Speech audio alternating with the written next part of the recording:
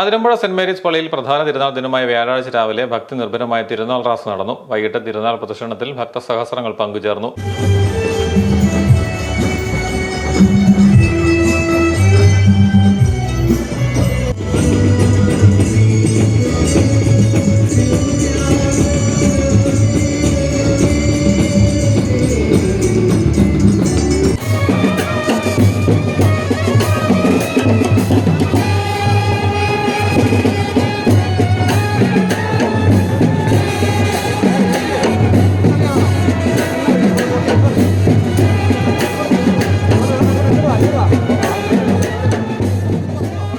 വൈകിട്ട് 5:30 വലിയ പള്ളിയിൽ നിന്നും തിരുനാൾ പ്രദക്ഷിണം ആരംഭിച്ചു. 101 സ്വർണ്ണ കുരിശുകളും വർണ്ണക്കുടകളും വാദ്യമേളങ്ങളുമായാണ് തിരുസ്വരൂപം വഹിച്ചുകൊണ്ടുള്ള പ്രദക്ഷിണം നീങ്ങിയത്. പ്രദക്ഷിണം ചെറിയ പള്ളിക്ക് വലം വെച്ച് തിരികെ വലിയ പള്ളിയിലെത്തി സമാപിച്ചു. തുടർന്ന് പ്രസിദ്ധമായ അതിരമ്പുഴ വെടിക്കെട്ട് കാണാൻ നിരവധി ആളുകളാണ് എത്തിയത്.